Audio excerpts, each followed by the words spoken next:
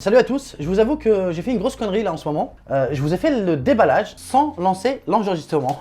Donc je suis obligé de le refaire, enfin pas de le refaire entièrement, mais malheureusement j'ai déjà ouvert le paquet, je suis désolé. J'espère que vous avez passé un bon confinement, même si c'était chiant à la longue. Mais bref, je vais refaire on va refaire soi-disant un unboxing, parce que malheureusement, comme un con, j'avais oublié de lancer l'enregistrement de la caméra. Alors pour faire simple, en ouvrant le téléphone, voilà, on retrouve directement la coque plus le fascicule qui est là à l'intérieur de la coque, avec le petit truc qui est tout sympa ici, qui sont à l'intérieur. Vous avez aussi le mode, le petit pic là, j'oublie toujours son nom, vous voyez ce que je veux dire, ce truc là qui est fourni. À l'intérieur, vous avez un petit chargeur 65 watts qui est immense, je vais vous le montrer, vraiment, il est lourd, il pèse son poids. Regardez-moi, cette petite machine, voilà, c'est du 65 watts. Le téléphone charge en moins de 30 minutes, ou en 30 minutes chrono, j'ai oublié. C'est 28 minutes, un truc comme ça, sur la version que je possède ici. Ça, vous avez le chargeur qui est fourni avec, donc rien d'incroyable, c'est comme dans tous les téléphones. Sachez juste que la version que je possède, c'est la version globale. Cette vidéo n'a pas été sponsorisée, juste pour info, donc je ne suis pas sponsorisé par Black Shark, c'est juste un test classique tout simple. Je vais vous donner mon avis dessus en toute franchise. Malheureusement, vous avez raté la partie déballage ASMR et tout, je suis vraiment débile, j'aurais dû faire attention. Mais bref, maintenant, j'étais au passage juste de mettre le Wi-Fi, on va faire tout le reste ensemble.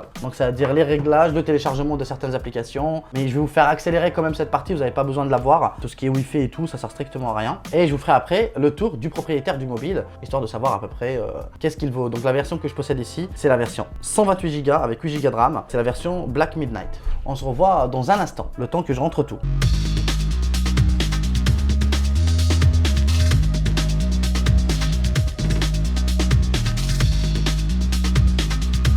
Voilà, donc j'ai quasiment fini toute la configuration. Je pense qu'il me faudra encore ajouter le lecteur d'empreintes digitales, je suppose. Non, je veux pas de Google Assistant. Si, obligé. On s'en fout, je le mettrai après.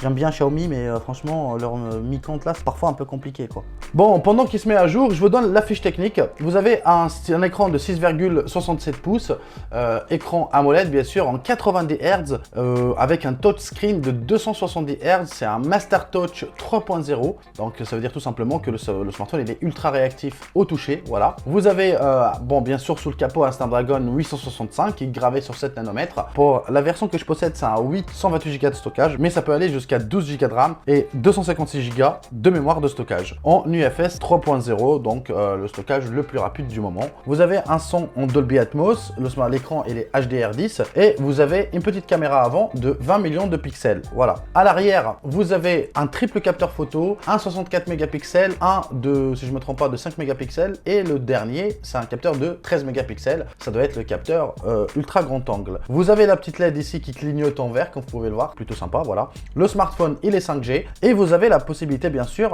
malheureusement ce n'est pas fourni avec, d'acheter un chargeur à part. Je pense que c'est une petite fiche que vous rajoutez à l'USB-C pour permettre de recharger directement par induction, directement derrière. Enfin, c'est une vraie fiche, vous avez compris, mais ça vient derrière comme ça. Quand vous tenez votre smartphone comme ça, et bah le chargeur il passe par là, ça vous gênera pas. Donc vous aurez accès à l'USB type C, vous n'allez pas le gêner. En plus de ça, vous avez les haut-parleurs qui sont en façade avant, donc quand vous jouez, vous n'allez pas le toucher. Donc ça c'est plutôt cool. Niveau appareil photo, à l'arrière, qu'est-ce qu'on a? Donc vous avez de la 4K jusqu'à 60 images par seconde, ça j'ai oublié de le dire. Bon, on va pas vraiment marcher, hein, on va simuler un peu la marche, histoire de voir est-ce que c'est vraiment propre ou pas.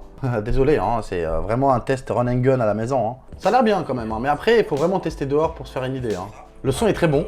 Bon, on va pas vraiment marcher, hein, on va simuler un peu la marche. Le son est très bon. Voir est-ce que c'est vraiment propre ou pas.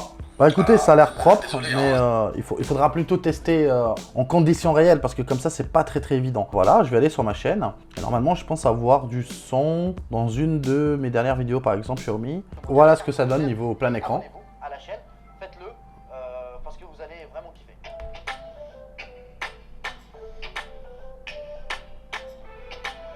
Ça va, je trouve qu'il est assez bon le son. Hein. L'écran il est très beau aussi. Il y a aussi une petite symétrie, j'aime bien ça.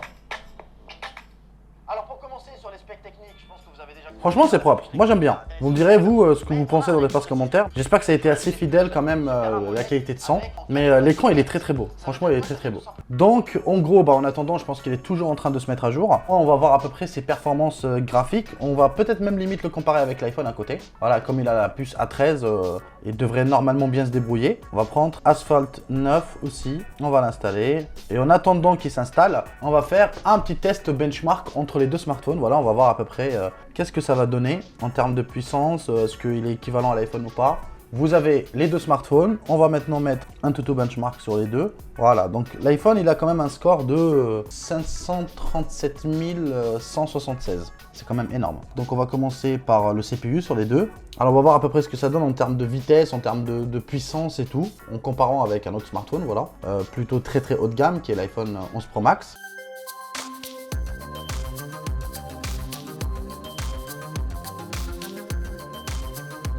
Là, comme vous pouvez voir, le Snapdragon est un peu plus lent par rapport à la puce A13. On va voir maintenant en termes de puissance brute, enfin en termes de GPU, qu'est-ce que ça donne, parce que là c'est CPU. Donc là on parle du processeur, là on va voir un peu la puce graphique juste après. Alors qu'est-ce qu'on a comme score? On a un score single core. Donc en cœur unique, on est sur du 1328 sur l'iPhone et on a du 915 sur le Xiaomi. Par contre, sur le multicœur, vous avez 3480 et vous avez du 1339. Donc en termes de CPU, l'iPhone a l'air un peu plus puissant. Donc là, on va tester le GPU et on va voir à peu près qu'est-ce que ça donne en termes de puissance graphique. J'espère juste que ça sera beaucoup moins lent.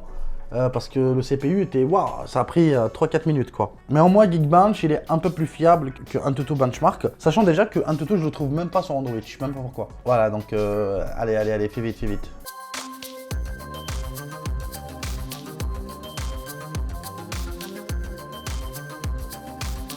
Bon, encore une fois, l'iPhone est encore plus rapide, voilà. Et pourtant, on a le dernier Snapdragon, comme quoi, waouh, ah, c'est pas normal ça par contre. Je vous avoue que ça, c'est vraiment pas normal. Là, on a l'iPhone qui est beaucoup, c'est quasiment 2 fois plus puissant en partie graphique. Mais je comprends pas. Comment ça se fait? Les puces sont vraiment quasiment proches. Et donc Black Shark. Je sais pas, peut-être c'est le fait que je l'ai pas mis à jour, que ça joue un rôle, mais en gros, en graphique, l'iPhone il est 2 fois plus puissant. Alors là, j'aimerais vraiment tester la charge rapide, voilà, donc j'approche un peu le chargeur. Le câble il est un peu petit, c'est dommage. Est-ce qu'ils ont pensé à mettre une petite animation ou pas? Voilà, fast charging. On n'a pas d'animation? 42% déjà. Waouh, c'est incroyable. Regardez comment ça charge vite. Incroyable. Waouh, ça va à la vitesse de la lumière, les gars. Vraiment, c'est vraiment ultra rapide. Ça chauffe pas trop non plus, mais c'est vraiment ultra rapide. Hein. Alors, l'empreinte digitale, il reste rapide. L'écran, il est très beau. Voilà, comme vous pouvez le voir, il est vraiment magnifique. Je ne veux pas rendre cette vidéo extrêmement longue.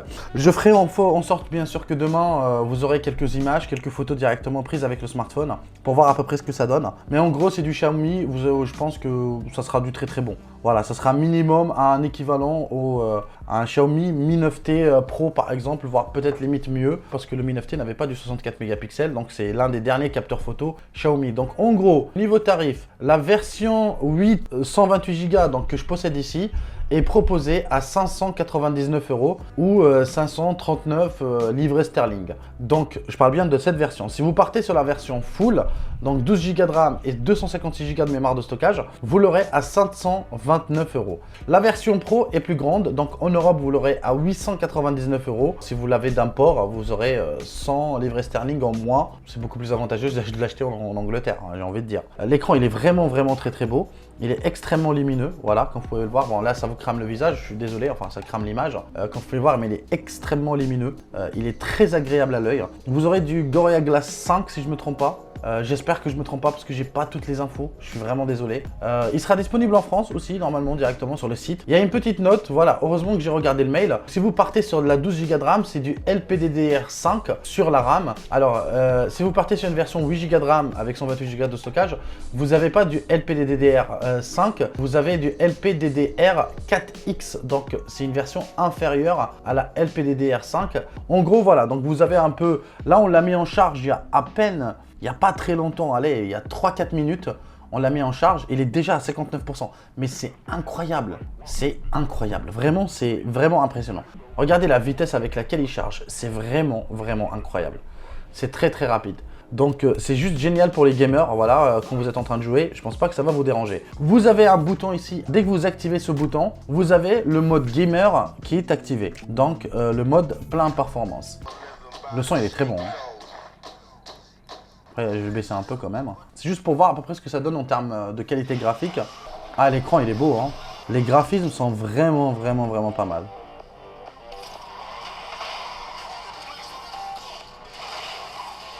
Oh, c'est lourd. J'adore. Désolé, hein, je suis vraiment à fond dans le jeu, là. Ah, mais le graphisme, il est vraiment excellent.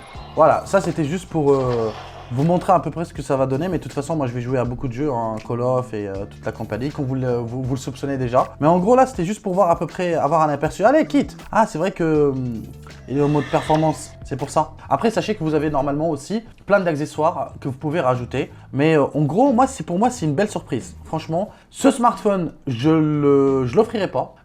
Je ferai pas de concours, je ferai rien dessus, je vais le garder pour les jeux, vraiment. Je vais leur demander aussi de m'envoyer tous les accessoires qu'il faut. Aujourd'hui, c'était juste une petite présentation. Sachez qu'il est fort possible que vous allez avoir le test sur une autre chaîne, pas sur la mienne.